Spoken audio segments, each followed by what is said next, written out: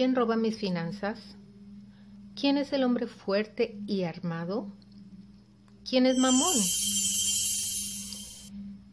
Bien, ¿quién roba mis finanzas? ¿Por qué y cómo?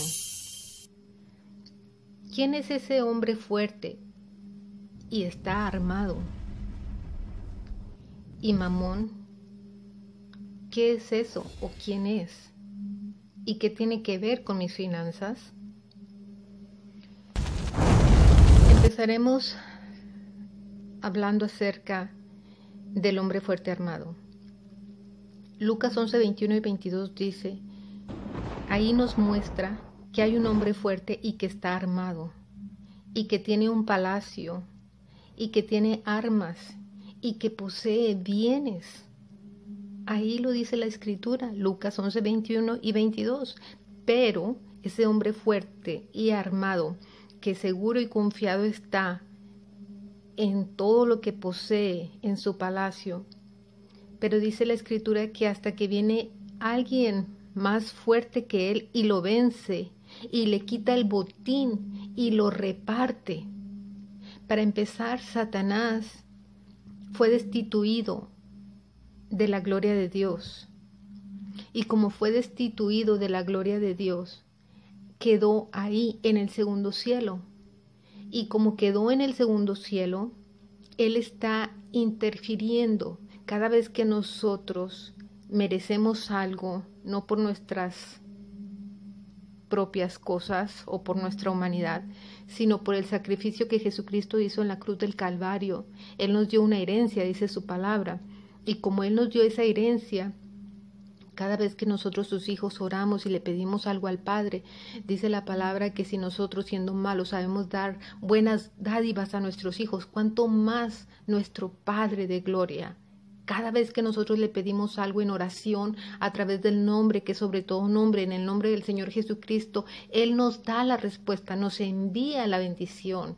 Así está escrito, pero lo vemos en el libro de Daniel, capítulo 10, donde el ángel Gabriel le explica a Daniel que desde que él entró en oración, antes de que saliera la palabra de su boca, porque él ya había dispuesto su corazón, ya Dios le había mandado la respuesta, solo que fue atrapado en los aires, en el segundo cielo. Fue atrapado por el príncipe de Persia, que es el del obstáculo, que es el que obstaculiza nuestras bendiciones. Y dice que tuvo que venir el arcángel Miguel para ayudarle en esa batalla espiritual, en esa guerra espiritual. Y de esa manera fue como él se zafó del príncipe de Persia para poder zafarse y venir a las manos de Daniel, entregarle la respuesta, el mensaje de Dios, su petición, lo que él había orado, por lo cual él estaba orando. Todavía hasta el día 21 de su ayuno y oración es que le llegó el mensaje, le llegó la respuesta, le llegó su bendición. Pero fueron 21 días de lucha espiritual, a través de oraciones, a través de ayuno, a través de sacrificio que hizo Daniel, pero todavía no había acontecido el sacrificio de Jesucristo en la cruz del Calvario. Ahora, ese hombre fuerte y armado dice que hasta que alguien más fuerte que él viene y lo vence y le quita su botín. ¿Cuál es el botín? El botín es las bendiciones de nosotros sus hijos. Y dice que lo reparte. ¿A quién lo reparte? A nosotros, a sus hijos. Esas bendiciones tienen nuestro nombre, es lo que nos pertenece, es nuestra herencia que Jesucristo nos dio. Pero si no conocemos las Escrituras, ese hombre fuerte, armado, sigue reteniendo nuestras bendiciones. Sigue obstaculizando nuestras bendiciones, sigue atrapando nuestras bendiciones. Y Mamón es uno de esos hombres fuertes armados, porque es un principado. Mamón lo refiere la Biblia como el demonio de la avaricia, el demonio de las riquezas. Jesucristo dice que Mamón es el encargado de las finanzas. Él hizo una referencia diciendo que no podemos servir a Dios y a las riquezas. Entonces Mamón es un principado, un principado es alguien que tiene autoridad, es alguien de alto rango, es alguien con mando, con una jerarquía de mando, de autoridad. Y Mamón se encarga de la economía mundial. Por ser un principado de alto rango, un príncipe es el equivalente a un presidente. Entonces, Mamón, con esa jerarquía de mando y autoridad, es el que manda a las potestades a destruirnos, a traer aflicción, a robarnos, a traer accidentes, a traer enfermedades, a poner y depositar carga financiera, deudas, destrucción, robos, accidentes, muertes.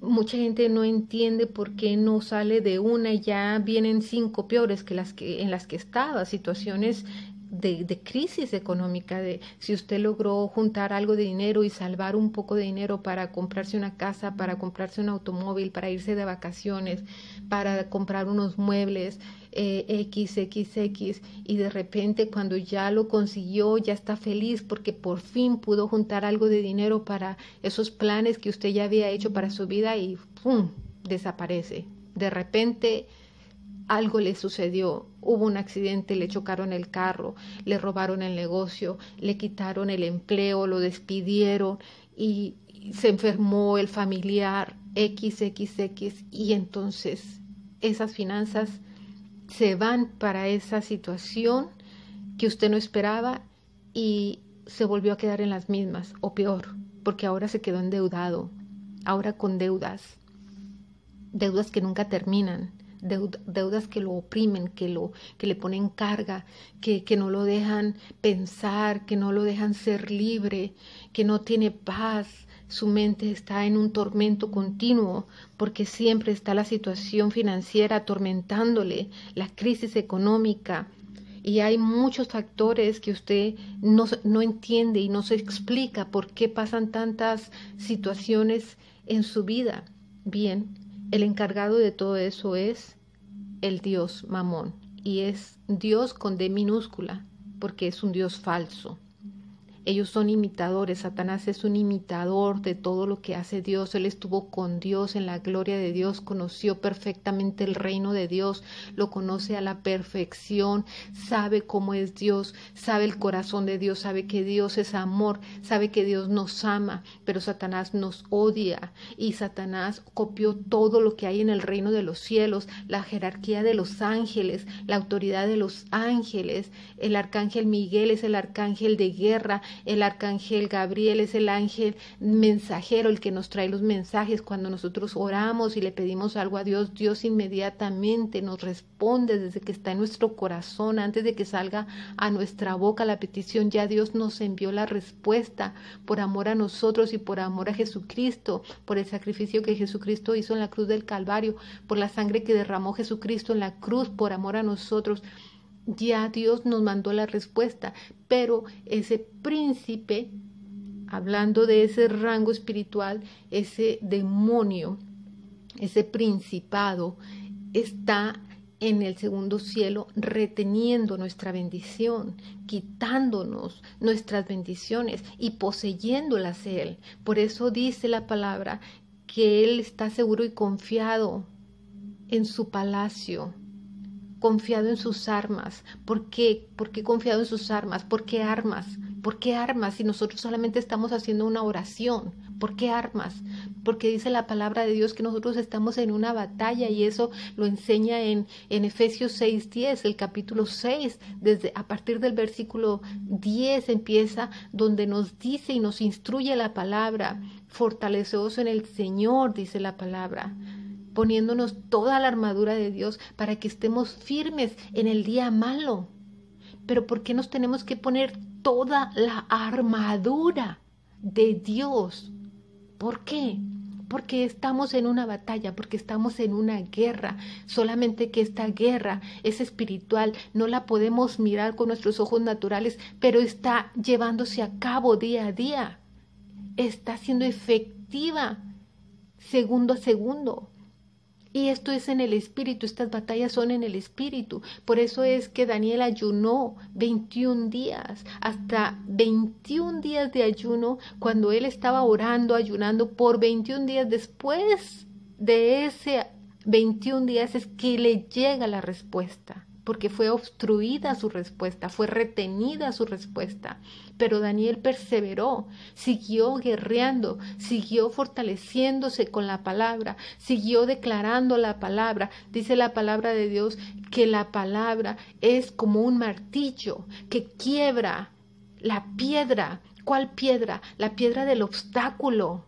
La piedra que hace murallas, que nos retiene nuestras bendiciones, que nos obstaculiza para que fluya y entre la bendición a nuestras vidas. Esa piedra de estorbo es la que Jesucristo la quitó, pero tenemos que usar su palabra, tenemos que conocer su palabra, tenemos que declarar su palabra para que sean las oraciones nuestras como un martillo rompiendo esa piedra día a día, día a día. Si las murallas han sido construidas por años porque hubo maldiciones ancestrales, maldiciones generacionales, ¿cómo entró esa destrucción a nuestra vida? ¿Por qué? ¿Por qué tanta destrucción? Porque en nuestros ancestros hubo pactos que no conocimos, pactos que hicieron a través de ofrendas a ídolos, a dioses falsos, a santos, a vírgenes. Y la palabra de Dios dice en Éxodo 20, capítulo 20, versículo 5, dice: no te harás dioses falsos, no te harás ídolos, no te inclinarás a ellos, porque yo soy un Dios celoso, fuerte y celoso, dice la palabra. Y yo visitaré la maldad de sus padres hasta la tercera y cuarta generación. ¿Quién es la tercera y cuarta generación? Son los hijos, son los nietos, son los bisnietos. Por eso entró la maldición, entró la iniquidad, y en nuestro árbol genealógico podemos ver solamente hasta nuestros padres o quizás hasta nuestros abuelos, pero no podemos ver a nuestros bisabuelos o tatarabuelos, porque ni siquiera conocimos muchos, ni siquiera a nuestros abuelos, y otros tantos ni siquiera a sus padres. Entonces, pero ese árbol genealógico está operando, está activo, está vigente, es nuestro ADN espiritual. Todo esto es en el espíritu, la batalla es en el espíritu. Ellos están usando todas estas armas, el árbol genealógico, las maldiciones generacionales, para robarnos, para ponernos en ruina, para destruirnos. ¿Por qué? Porque ellos, nuestros ancestros, desobedecieron al mandamiento de Dios, y dice la palabra: yo le doy mis misericordias, multitud de misericordias a millares de ustedes, a los que me aman, a los que hacen mi mandamiento, a los que cumplen mis estatutos. Entonces, si nuestros ancestros, por ignorancia, porque no sabían, porque no conocían la palabra de Dios, aún conociendo la palabra de Dios, si no sabes cómo defenderte, aquí te vamos a enseñar cómo te puedes defender contra esos argumentos de Satanás, cómo nos podemos nosotros levantar de esa miseria, de esa ruina, de esa escasez, de esa sequía financiera, de esas deudas. Podemos hacerlo usando la palabra como martillo, quebrando las piedras, derribando las murallas, sacando esa inmundicia de nuestras vidas, quitándole todo poder a Satanás, porque él no tiene parte ni suerte en nuestras vidas. Si hicieron nuestros ancestros pactos con el ocultismo, si practicaron brujería, si fueron con un mago, con un hechicero, con un santero, para que les hiciera una limpia en su desesperación de querer tener finanzas, en su desesperación de querer conservar sus tierras, en su desesperación de querer tener algo de dinero porque se le enfermó la esposa, el hijo, el padre, hicieron pactos al ir con un brujo. En el momento en que usted pisa la puerta de ese brujo, o que ese brujo entra por su puerta, ya entró la maldición, ya hubo maldición, ya hubo pacto, porque los demonios, que conocen perfectamente el mundo espiritual y saben que la desobediencia a Dios a través de su palabra es contado como hechicería, es contado como si usted mismo practicó el ocultismo. El que haya ido con un brujo, con un mago, para que le hiciera una limpia, aunque usted fue con un corazón sencillo, ignorando que eso le podía traer una maldición, creyendo que eso le iba a traer un beneficio, porque ya estaba desesperado para arreglar sus finanzas. Eso vino a traer maldición a su economía. Maldijo sus finanzas en el momento que entró en pacto con esos brujos, porque esos brujos son usados por los demonios para maldecir al ser humano, porque Satanás nos odia porque somos los hijos de Dios. Él odia a Dios y todo lo que tenga que ver con Dios, odia a la humanidad, odia a los hijos de Dios, odia a cada ser humano y está buscando la destrucción del ser humano. Y Él es el que pone trampas a través de accidentes, a través de desempleo, a través de deudas, a través de desesperación. Lo hace que vaya con los agoreros, lo hace que practique, que le lean las cartas, que usted está creyendo que a lo mejor un compañero de su trabajo le tiene envidia y le hizo una brujería y usted corre con otro brujo para que le lea las cartas o para que le diga qué está pasando. Está cayendo en una trampa, la trampa de que le tengan cautivas sus finanzas para que también sus hijos hasta la tercera y cuarta generación queden cautivos, porque el mismo patrón que tuvieron nuestros ancestros, nuestros abuelos, nuestros bisabuelos, es el mismo patrón de comportamiento que estamos teniendo nosotros. Es un árbol genealógico. Lo que hicieron ellos lo estamos haciendo nosotros, lo que estamos haciendo nosotros lo van a hacer nuestros hijos, hasta que se pare alguien con conocimiento de la palabra a romper todas esas maldiciones generacionales, a romper esas maldiciones ancestrales, pero va a ser a través de la palabra, como martillo, dice la palabra de Dios. La palabra de Dios es muy clara y dice que Jesucristo en Colosenses 2, 14 y 15 anuló las actas. Anuló esas actas de maldiciones que estaban en nuestra contra, anuló las actas de los decretos que estaban en nuestra contra, las quitó de en medio, las clavó en la cruz del Calvario. Y ahí es donde nos dio a nosotros la victoria, nos dio la libertad financiera. Jesucristo se hizo pobre para hacernos ricos. Jesucristo nos dio, dice su palabra, el poder para hacer las riquezas. Pero tenemos que conocer la palabra y usarla con fe, usarla con autoridad, para que sea ese martillo que rompa las obras de maldad, todo lo que está operando en lo oculto. Jesucristo es el que rompe las cadenas, porque es por su sangre. Esa sangre es la que nos hizo libres, es la que nos lavó de esos pactos ancestrales, nos limpió de nuestros pecados, nos limpió de las iniquidades de nuestros ancestros, nos purificó, nos justificó ante Dios nuestro Dios, nos dio la redención, nos redimió de esas maldiciones, nos hizo libres. Él rompió las cadenas, pero tenemos que conocer las Escrituras para poder decirle a Satanás: Satanás, tú estás vencido, porque Colosenses 2:15 dice que Jesucristo llevó cautiva la cautividad, amarrándolos, atándolos, llevándolos cautivos, despojándolos, dice la palabra. Colosenses 2:15 dice que despojó a los principados y a las potestades. Los despojó, ya los despojó. ¿A quiénes? A los principados. ¿Y quién es Mamón? Un principado. Ya lo despojó y nos dio a nosotros ese botín, se lo quitó a ellos, esas bendiciones nuestras se las quitó y nos lo repartió, dice la palabra, porque es su herencia, es la herencia de nuestro Dios. Dice su palabra que si nosotros siendo malos sabemos dar buenas dádivas a nuestros hijos, cuánto más nuestro Dios que nos ama, que dio a su único hijo por amor a nosotros, para que nuestras almas no se pierdan, para que nuestras almas prosperen. Satanás lo que está buscando en nosotros es tenernos en tormento para que humillados nos postremos a adorar al Dios Mamón, al Dios de las finanzas, al Dios de la economía, al Dios falso. Él es el Dios falso porque Él es un imitador. Ellos imitaron todo lo que Dios hizo, la creación de Dios. Ellos son unos falsos y solo lo que están buscando de usted es esclavizarlo. Pero hoy es un día de salvación, hoy es un día de redención, hoy es un día de victoria.